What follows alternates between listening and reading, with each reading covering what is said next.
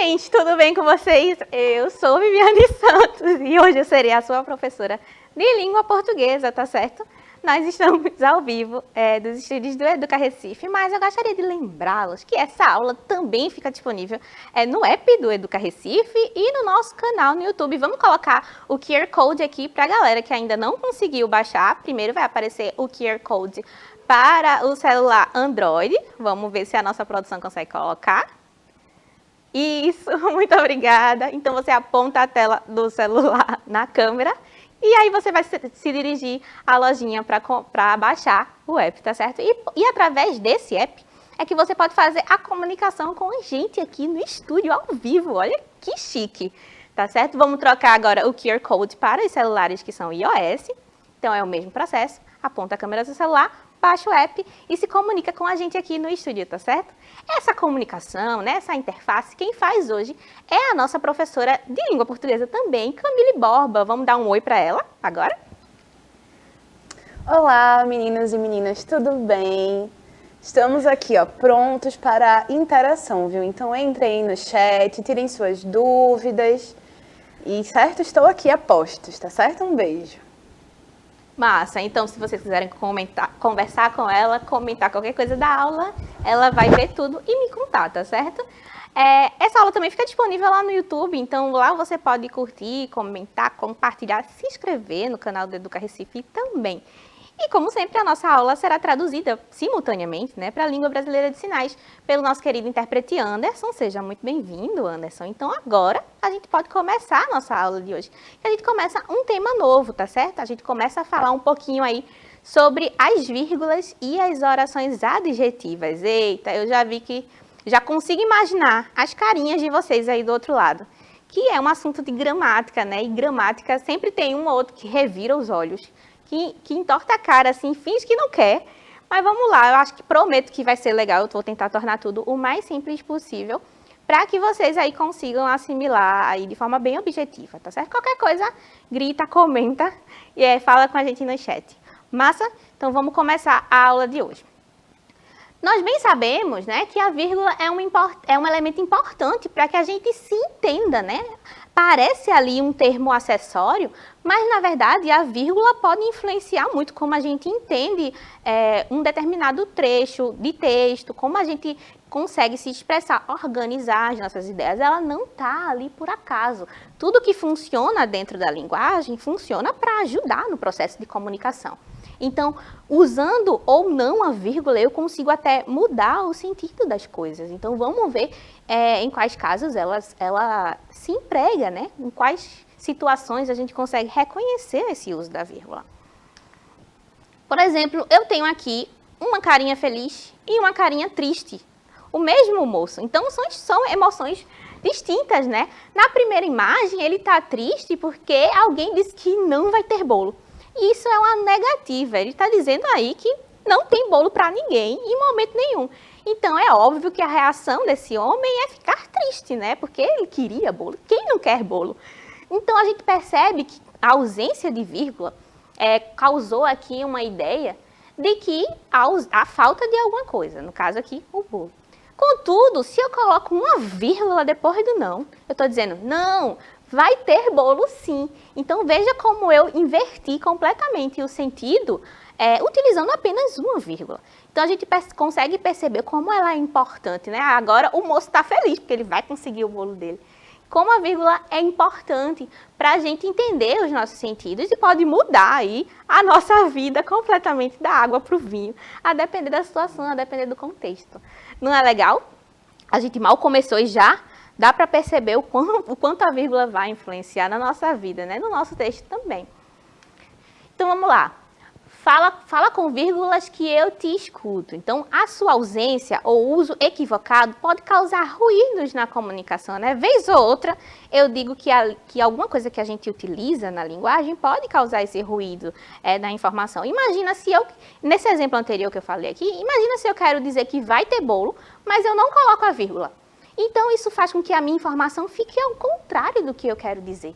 Então, eu preciso organizar aí para que a ausência ou a presença de vírgula seja condizente com o meu pensamento, com o que eu quero demonstrar ao escrever determinado texto. Então, a gente percebe que ela pode influenciar completamente no nosso texto, tá certo? A ausência ou a presença. E, contudo, a vírgula ela não é tão sentida assim na oralidade, né? A gente consegue perceber mais pela entonação, pela forma como a gente organiza as ideias e fala. Ela pode ser usada entre números, então, se eu digo assim, vamos lá, a gente tem uma situação aqui do Armandinho. Então, o pai dele pergunta assim, como foi a nota da prova, filho? E aí, o Armandinho engole seco, gup, né, que é uma onomatopeia aí para engolir. E ele pergunta assim, e ele fala assim, foi uma nota ímpar, ou seja, foi uma nota assim, singular, única. E aí o pai pergunta, posso ver a nota? E ele olha a nota do Armandinho e aí acha estranho, nota ímpar, Armandinho. Mas com certeza a nota não foi tão boa quanto Armandinho fez o pai crer, né, acreditar. E aí Armandinho responde, ímpar, 2, ou seja, tem uma continuação aí, não foi tão boa quanto o esperado. Então, a gente percebe aqui que a vírgula, ela interfere nesse sentido do texto para modificar aqui a ideia. Eu tenho uma nota que aparentemente era boa, mas quando eu coloco vírgula, eu quero continuar a minha ideia, o meu raciocínio, e aí eu mostro realmente o que eu quero dizer, né? A nota não foi tão boa assim, né? Ela foi quebradinha. Então, aqui a gente tem a construção de um raciocínio que é quebrado e na verdade, quer indicar uma outra situação. O que mais? A vírgula também é usada no dinheiro, né? E na porcentagem. Então, quando eu estou querendo quantificar o meu dinheiro ou quantificar uma porcentagem, eu posso também utilizar vírgulas. Então, por exemplo, eu comprei ali uma capinha de celular na Conta da Boa Vista e essa capinha custou R$ 5,65. Então, a vírgula aparece aqui para separar a quantidade em real e a quantidade em centavos. Massa? Uma porcentagem. Eu também tenho 65,8% das pessoas trabalham todos os dias. Então, se eu quero dar essa ideia aí de porcentagem mais fracionada, né? Vocês aí estão mais atentos do que eu, os números decimais na aula de matemática devem ter visto. Então, a gente consegue perceber também que a vírgula, ela também funciona aqui, certo? Eu tenho números inteiros, por exemplo, se eu tivesse só 65%, não teria a vírgula. Mas, se eu quero dizer que é quase meia, então eu preciso aproximar o máximo possível. E aí eu utilizo a vírgula, 65,8%. Massa? Outro uso da vírgula. Ela não é sentida na oralidade, né? Mas ela é indispensável na escrita. Eu trouxe aqui uma tirinha da Mafalda, em que ela vai dizer assim, ó, ela está pensando, senhorita Mafalda, ponto, meus cumprimentos, 2 pontos, consideramos, reticências, que a sopa é, vírgula, como sabemos, vírgula, uma porcaria, vírgula, mas agradeceria extremamente que não a tomássemos, ponto, sem outro particular. Precisava interromper o ditado na minha consciência, ela exclama por alguém. Então, a gente consegue perceber que a nossa mente, quando ela está organizando os sentidos, quando ela está organizando o que a gente vai dizer, a gente não faz esse ditado interno, né? Essa enumeração do que a gente precisa, do ponto final, da vírgula, mas essa organização, ela precisa aparecer na escrita, tá certo? Porque a interpretação do que está escrito vai ser feita por outra pessoa. E aí é quando o código da língua, que é organizado previamente, que é a gramática, que eu sei que nem todo mundo gosta, né? Mas é esse código que facilita a nossa comunicação. É ele que vai dar as regras de como a gente interpreta, como a gente lê determinada informação. Mas na nossa mente aparece tudo um caos, né? Parece que as informações precisam ser organizadas por ideias. A gente não organiza o nosso pensamento a partir da gramática, a gente organiza a partir das ideias. A gramática, ela ajuda a deixar claro, né, colocar no papel as nossas ideias que a gente tem na cabeça. Não é legal? E vamos ver quais são os seus usos, então, quais são as regras gramaticais da vírgula. Eu sei que eu estou aqui só enrolando, só no comecinho, por enquanto está tranquilo, né? Ninguém arrancou os cabelos ainda. Mas agora a gente vai ver cada um dos usos da vírgula. Espero que fique aí o mais tranquilo possível para vocês. Ela serve para enumerar. Oxe, Vivi, e enumerar com números?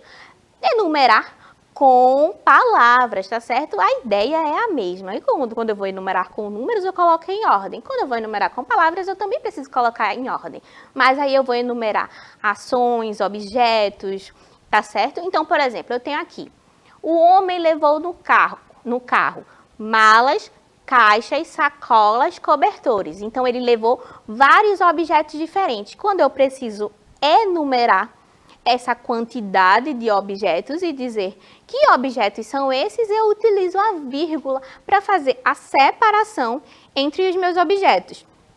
Então, imagina se eu tirasse aqui as vírgulas e dissesse tudo numa carreira só. O homem levou no carro malas, caixas, sacolas, cobertores. Na oralidade, a gente não consegue perceber tanto, porque a gente já marca realmente essa diferença. Mas no texto, se eu tiro essas vírgulas, fica meio confuso, parece uma coisa só. Então, eu preciso utilizar para separar e enumerar os meus objetos. Então, primeiro eu levei malas, depois caixas, depois sacolas, depois cobertores. Então, eu tenho a enumeração do meu substantivo, né? Substantivos diferentes, nomes diferentes, que estão aqui organizadozinhos, separadozinhos pela vírgula.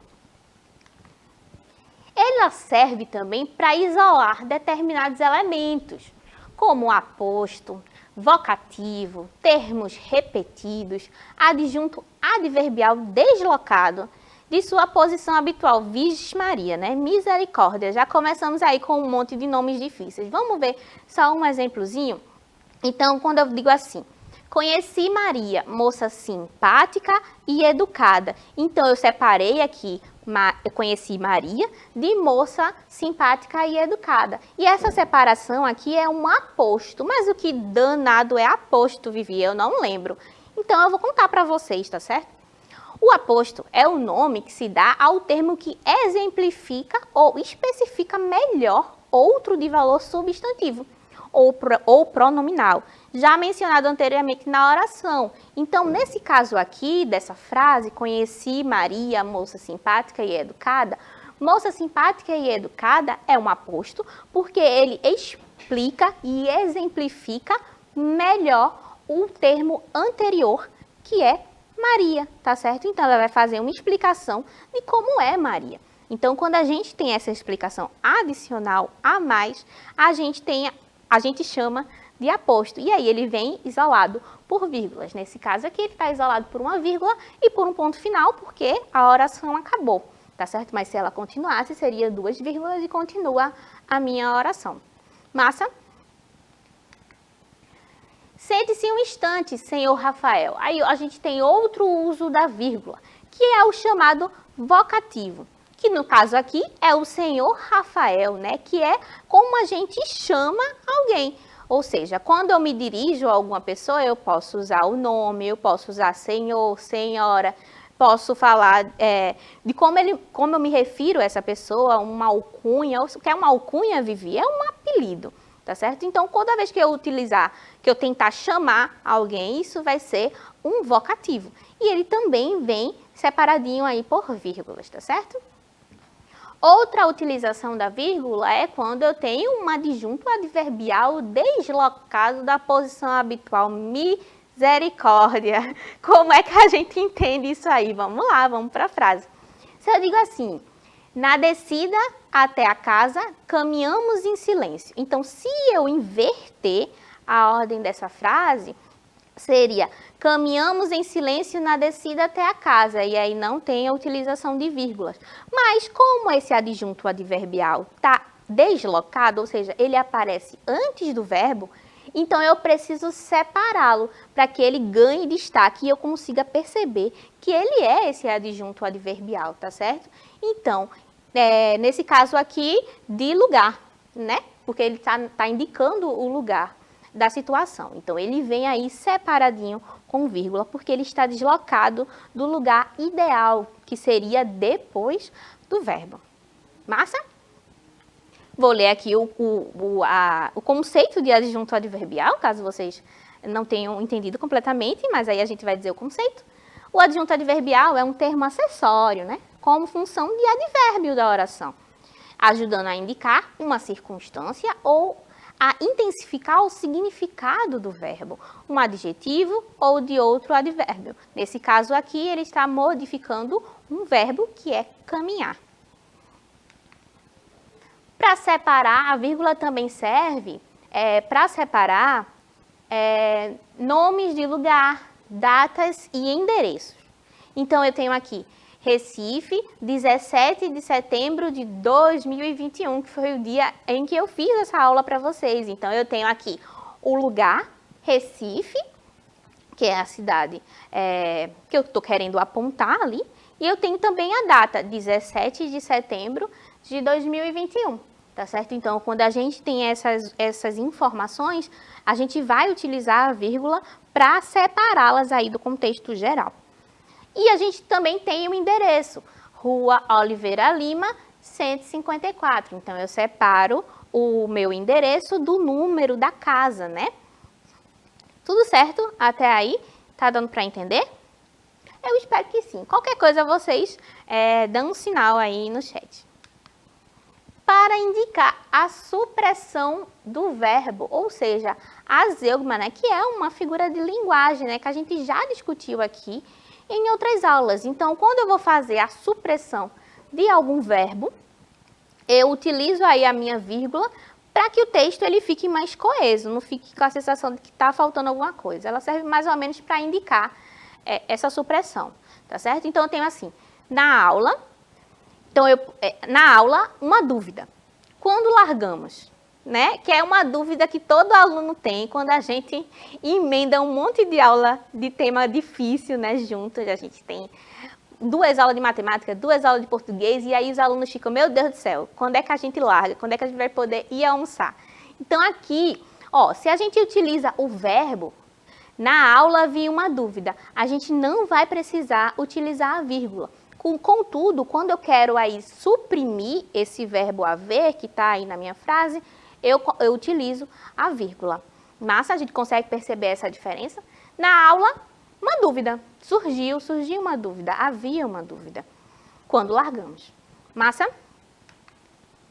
Para separar palavras ou expressões explicativas, né?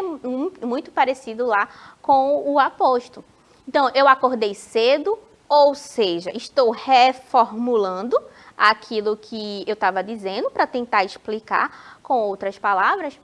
Tive mais tempo para chegar ao trabalho, né? Foi uma consequência do que aconteceu porque eu acordei mais cedo. Então, esse ou seja existe aí para fazer essa pausa explicativa da mensagem anterior, da oração anterior. Essa também é facinha de entender, né? E fácil de reconhecer também, porque ela vem aí isolada entre vírgulas. E para separar orações subordinadas, adjetivas e explicativas, que é assim uma ideia que a gente está trabalhando tem um tempo. Tenho certeza que vocês já absorveram tudo. Caso não tenham absorvido, caso tenha ainda alguma dúvida, tem 3 aulinhas lá sobre orações adjetivas no app do Educa Recife e também no nosso canal no YouTube. Você pode rever essas aulas, tá certo? Para também entender tudo por trás aí das orações subordinadas. Eu fui lá passo a passo, explicando o que era oração, o que era um adjetivo, o que era uma oração coordenada, o que era uma oração subordinada, como elas se conversam.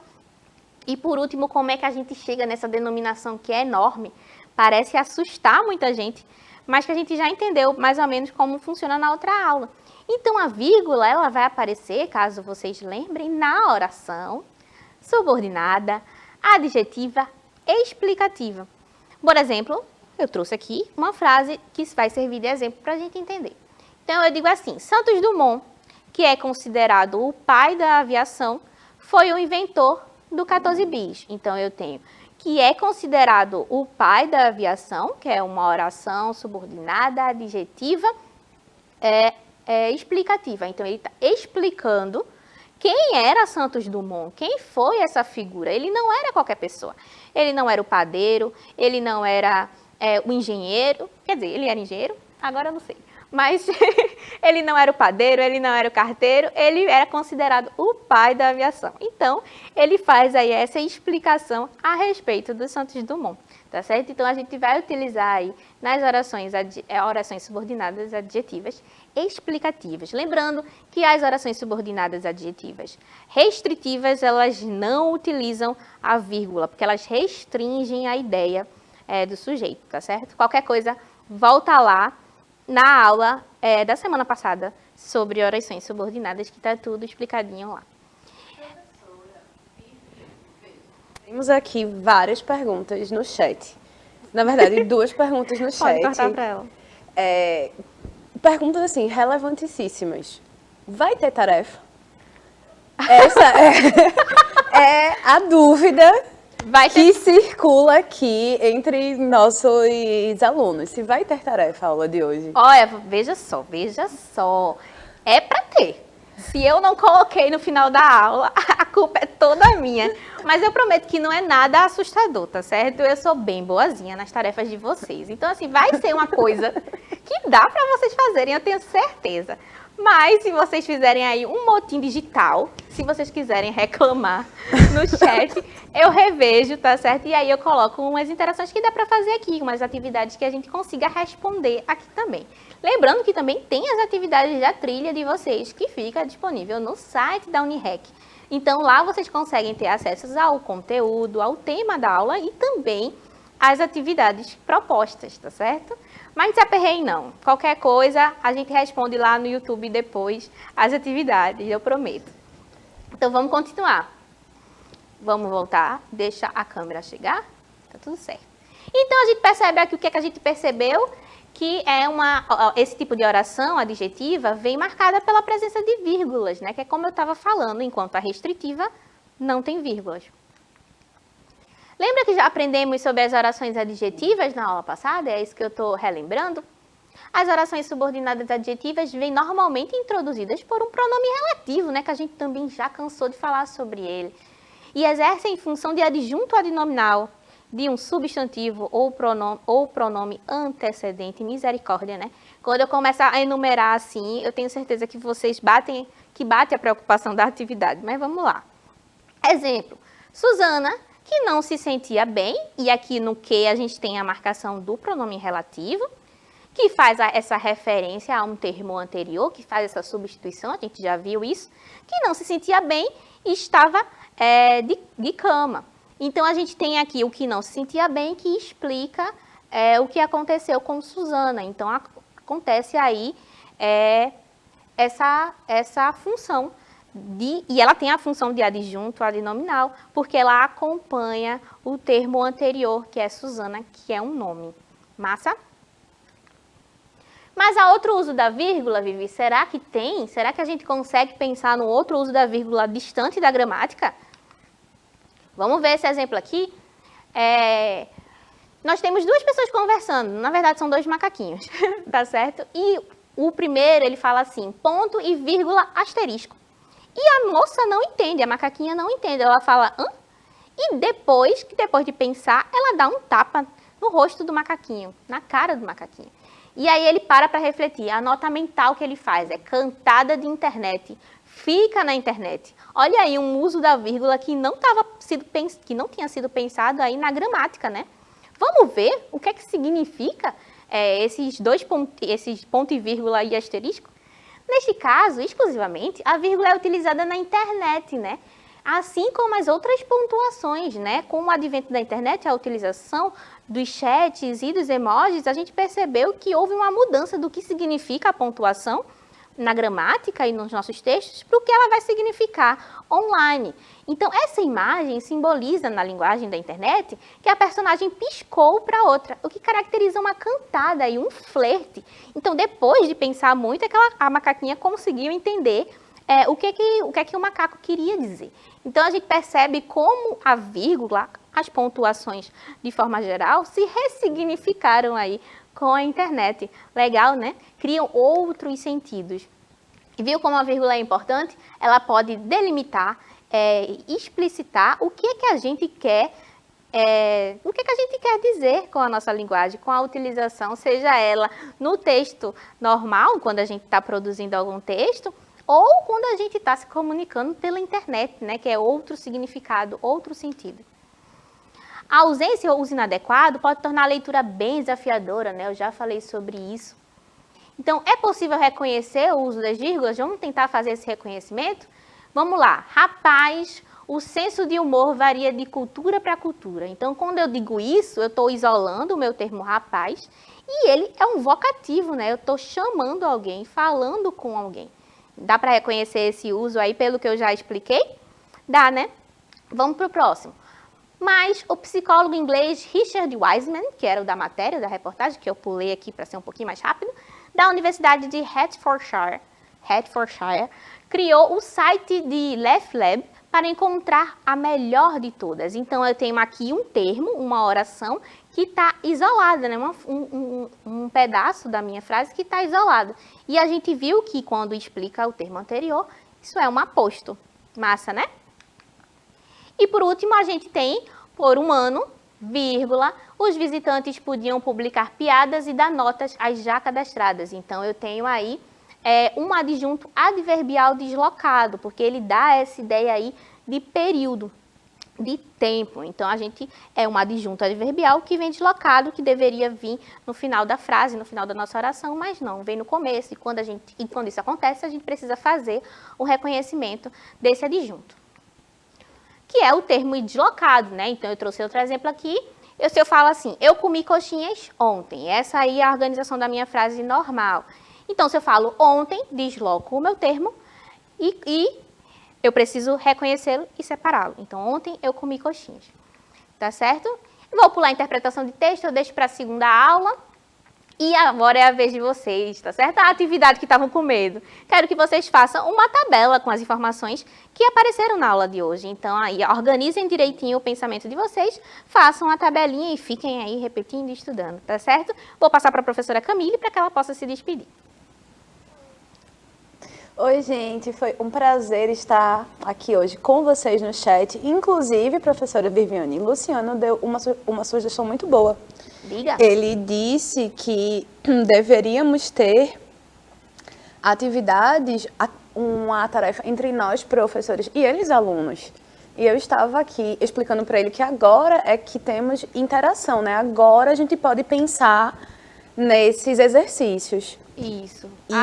E ele também gostou muito de saber sobre o emoji. Olha aí. Olha só. Tá vendo? Interessantíssimo. Então é isso, gente. Interajam comigo. Estou aqui, ó.